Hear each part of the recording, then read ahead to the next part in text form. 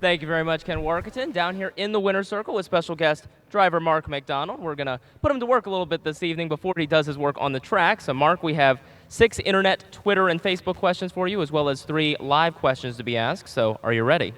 Yeah, let's do it. All right, well, first things first, we'll kick it off with an online question submitted on Twitter. It was from Carson, at Carson Wells, who asks, you knew someone had to ask about your siblings. You have the horse of a lifetime, and you are injured. Anthony or James, who drives it? It's a loaded question there. I suppose if he's bad gated and everybody's scared of him, I'd go to Anthony. If he probably was a really nice horse and a horse of a lifetime and needed a trip, I'd probably be leaning towards James. All right, and again, we've got some live questions here on track. So Gary DeLeo with the first of 3 live here on track. Okay, guys, I'm here. One of my friends here, Vinny. Vinny, where you from? Lodi. Okay, Lodi. He's from Northern New Jersey. What's your question for Mark? Mark, if you're listed on 1 or 2 or 3 in a race, how do you make your choice? Well, it just depends kind of on what kind of race it is, if it's a stake race perhaps, or what the horse has going forward. And if it's a stake horse, you probably lean towards a stake horse as opposed to just a regular overnight horse. And if it is a stake race and it's a guy you drive a lot for, like maybe like a race nicker for myself or John McDermott, I kind of lean towards them guys because they use me a lot. Alrighty, and Mark, we'll want to go back to the internet world. So next we have a question from Gary at CJF Fast Pitch, who asked a little bit about King of the North. Of course, we saw him last night, but how do you see his path for the next month towards the Hamiltonian? He's going to go to the Zwag at Vernon. I mean, he got a little jammed up last night in the last turn. He made a little misstep there, but I couldn't have been happier with him. I mean, I think he was going to win in 50 in the handholds last night, and he's just really trending in the right direction. And you never know how they're going to come back, and he's just come back really good. And I think he's got some big things on the horizon. Well, hopefully we will see you and him on the first Saturday in August coming up very shortly. But we move along to a question from at Covell Photo, who asks about how your mic'd up segment was with Shades, and the always important question, was Shades really a jinx to you through that segment?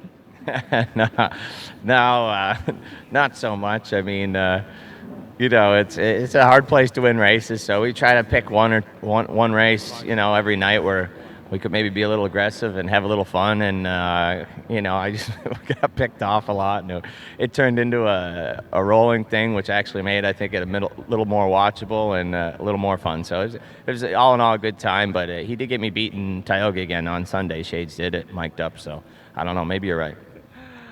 Well, next we're back to Gary DeLeo. Question from a fan here on track. Okay, I have with me here Meadowlands, one of famous customers, one of the greatest fans of the Meadowlands ever, Hoboken Joe. Joe, what do you got to say? Hey, Mark, what's going on? Not much. Do you prefer any size racetrack to race on, and what's the reason would be?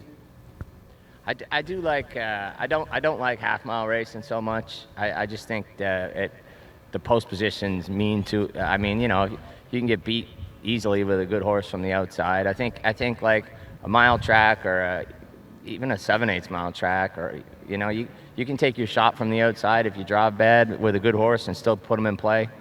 So I do like the bigger track racing. I think it equals the playing field for everybody, and it's just much better racing, I think, to watch and to drive in. Is the mile track. Thank you. Good luck. Yeah, thank you. So next, Mark, we return to the internet questions. We go to Facebook this time, and Michael from Facebook asks what it was like last year winning the Meadowlands Pace, and also what winning the Pace was like versus, say, just any other regular race. Well, that was an odd one. Because I was placed up. So I mean, it was super exciting afterwards to absorb it all. But some of the big marquee races. I mean, the North American Cup was a lot of fun. Last year, I'd only drove that horse 2 times, and like I said, it was kind of an odd night. It was pouring rain, and it was raining sideways, and to get placed up, and just it was weird. But I mean, it's the Meadowlands Pace, so it was a huge one. Maybe we'll be able to bounce back this year and win it without being placed. But I think my favorite win ever.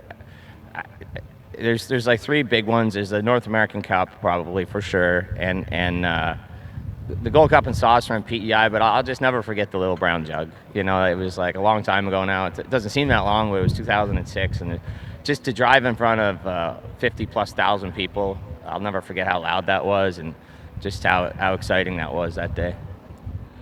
And we now have our third and final on-track question. Back to Gary DeLeo. Okay, guys, we have Mary Ellen here, Joe's better half. Joe, Mary Ellen's got a tough one for you, Mark. Hi, you race in Canada and you race in the United States. Which do you prefer? I didn't hear it, sorry. Which do you prefer between racing in Canada and in the U.S. since you race both? Oh, it depends. I mean, this time of year, you want to be at the Meadowlands. I think you want to be in the United States. It's just an exciting time. You got like 3 weeks. You got the Meadowlands pace, and then it rolls into Hambletonian Day, which is probably the best day. That's kind of like our Kentucky Derby Day, I would say. It's close to it. Then you got the Red Mile in the fall. But, you know, both places are a lot of fun. I think Mohawk and the Meadowlands are the two places where you want to be. So it's kind of split. But right now, I'd want to be right here. Okay. Thank you. Well, Mark, we'll wrap it up here. One last question from the internet, and kind of ties into this Canada-U.S. discussion. This one comes from Christopher, whose handle is at PEI Pucks. So obviously, we know where this question is going towards, which is, will you be in Prince Edward Island for the Gold Cup and Saucer Day in a couple of weeks? I'll be there that week. I'm going to try and be. I don't know if I'll be there for that particular Gold Cup night. I guess you never know how that's going to shake out. I mean, but definitely going to try and be there. All my family's there. I got 2 boys there, and there's nothing like being home in August for Old Home Week. And, of course, last half parts of that question, you have 3 wins in the Gold Cup and Saucer, back-to-back wins, and then most recently in 2011. Talk about those 3 wins and how much they mean to you. The first one was really special. You know, I was a long time ago now, and I was, you know, really young, and that was a race growing up we'd always watched on TV, and I wanted to win, and it was such an exciting race, and got up right at the wire, and I beat the guy I actually worked for starting out. It was a photo finish, and I didn't know which one of us won, and it was just a real exciting, real cool race, and really look back on that one with a lot of fond memories. Well, Mark, that concludes the questions we have, but thank you so much for joining us here tonight. Thank you. Thanks for having me. And we'll wish you the best of luck in your drives tonight. And with that, we'll head to a commercial timeout. But on the other side, Dave Brower and Dave Little tee up tonight's featured stakes action.